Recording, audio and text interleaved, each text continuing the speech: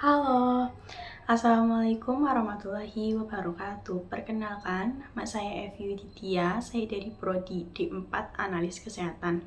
NIM saya 16 11 24 10 186.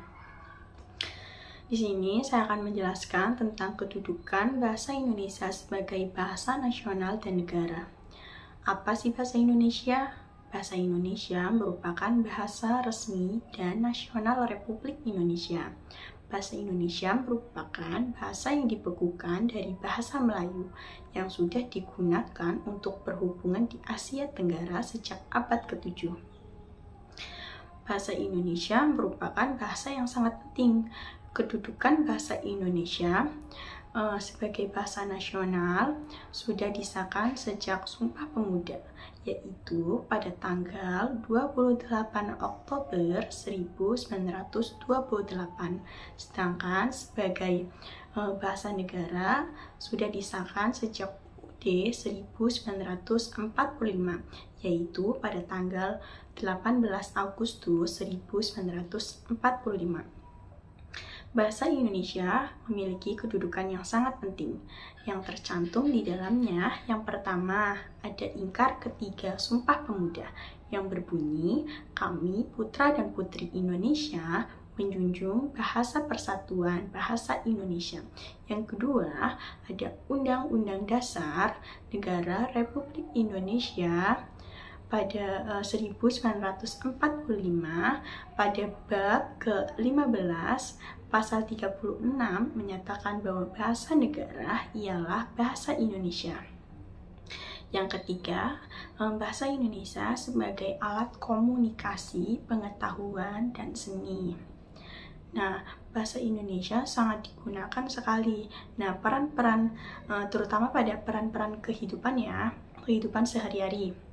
Yang pertama, sebagai sarana alat pemersatu bangsa, yaitu yang digunakan untuk menyatukan yang berbeda golongan, berbeda ras, agama, dan lain-lain di Indonesia. Yang kedua, sebagai sarana alat komunikasi, yaitu digunakan untuk menyampaikan ide, gagasan, pendapat, musyawarah, bersama orang lain, berbicara kepada orang lain, itu bahasa Indonesia digunakan. Yang ketiga, bahasa Indonesia digunakan sebagai bahasa resmi kenegaraan. Jadi, bahasa Indonesia digunakan untuk keperluan kenegaraan. Contohnya, seperti sidang resmi, berpidato, dan lain-lain.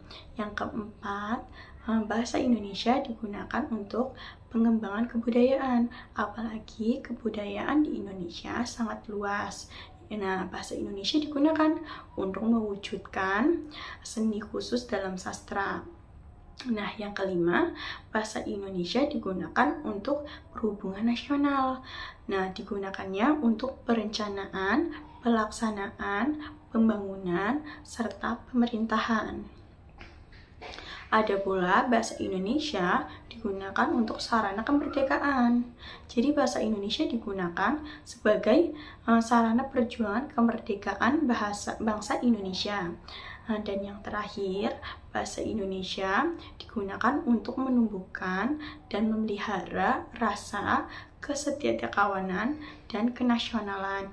Nah, jadi bahasa Indonesia berperan penting sekali ya dalam kehidupan sehari-hari.